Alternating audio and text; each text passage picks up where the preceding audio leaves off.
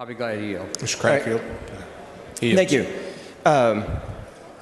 Representative Craddick, you had said that the federal government had tried to do away with it. They're discussing that. If you know, there are only 3 states that are being able to use the loophole we have in Texas today. Sure. Now, but if we want to talk about, do you know which agency in the federal government was trying to stop that? No, I just I've okay, read so that's the CFPB. And do you know who appointed most of the members on that board? No, sir, I didn't. Okay, so that was under President Barack Obama. Is that correct? I don't have any idea. Okay. So now what your amendment would do, how many cities don't do what you talked about, these ordinances that you want to now take certain city ordinances and put them all over the state. Is that right? Right. We just want to make a statewide ban. That's correct. So how many cities currently have this? Like 50. It's 44. So if you take these 44 cities, how many cities don't have these ordinances? I have no idea. Okay, about 1,160. So what your amendment would try and do is take the ordinances of 44 cities and put them on top of the other over 1,000. Now, what my amendment is going to does is this.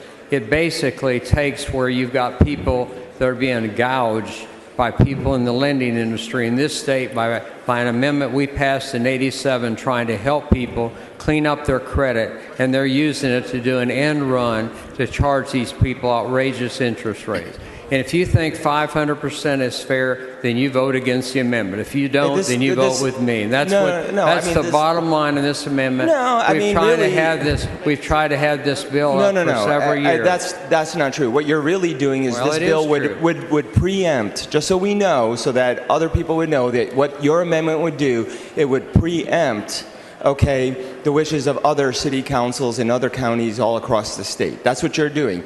No, that's not correct. It is correct. No, it's not correct. And I'd also, if I may, I'd also point out that these ordinances, or an ordinance similar to this, was fought inside of Austin Municipal City Court. Is that right? Municipal Court, right? I don't know.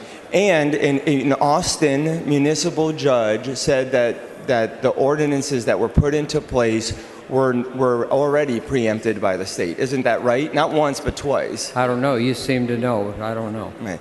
So what I would say, and I know we obviously differ maybe on how free market should work, but in this particular case, what I would say is that we should vote no against this. We should not preempt the rights of local cities, and we should not go against free market. Thank you. Thanks for your comment.